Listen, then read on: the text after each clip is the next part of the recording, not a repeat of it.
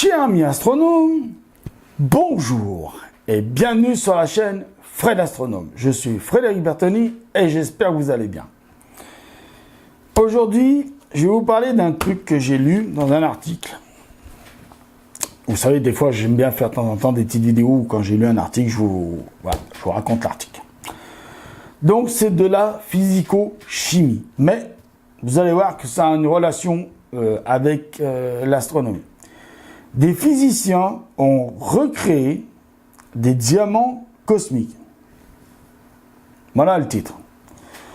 En théorie, la pression et la température à l'intérieur des planètes géantes comme Neptune et Uranus sont si élevées que les diamants pourraient y naître. Eh oui. D'après la théorie, avec les pressions atmosphériques donc des deux planètes Neptune et Uranus, il pourrait se former des diamants à l'intérieur.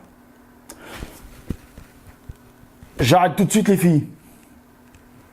C'est pas la peine d'aller y chercher, hein. C'est trop loin, vous allez mettre très longtemps et ça va vous coûter beaucoup plus cher que d'avoir des diamants sur Terre. C'était juste une petite aparté pour l'extraction des diamants sur Neptune et Uranus. Hein. Donc, des physico-chimistes allemands et américains ont voulu vérifier à l'intérieur de l'instrument MEC, Matter in Extreme Conditions, de l'université de Stanford, États-Unis, et ils ont bombardé au laser du polystyrène, un polymère composé de carbone, donc le C, vous connaissez, et d'hydrogène, le H. D'accord ? En effet, selon les modèles géologiques, la matière première de ces diamants est le méthane, donc du CH4. D'accord ? Qui, abondant dans l'atmosphère de ces planètes, serait dépouillé de son hydrogène dans les zones les plus profondes, donnant alors du carbone pur à l'état de diamant. Grâce à la puissance du laser du MEC, l'équipe a reproduit les conditions qui régnaient à 10 000 km sous la surface des géantes. Une pression de 150 gigapascales. Oh lolo. Et une température de 5000 degrés. Tu vas pas faire cuire le biscuit là-bas dedans, hein, parce que y en a plus du biscuit. Hein. Terminons le biscuit. Allez hop, cramé. Alors, le résultat, l'analyse des rayons X dégagés par le choc du laser sur le polystyrène a confirmé la formation de nanocristaux de diamants.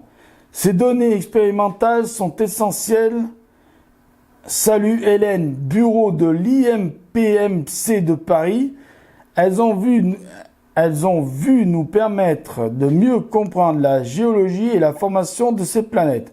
Dans la réalité, les diamants pourraient peser jusqu'à des centaines de kilos. Donc, je le répète, mesdames, il va dire, mais il est misogyne, lui. Mais on sait bien, mesdames, que les diamants, ça vous fait rêver. Mais pas question d'aller chercher les diamants là-bas pour faire la jolie bagouze en diamant ou pour faire la jolie rivière de diamants, parce que je vous dis, c'est très loin et ça va coûter très cher pour les ramener.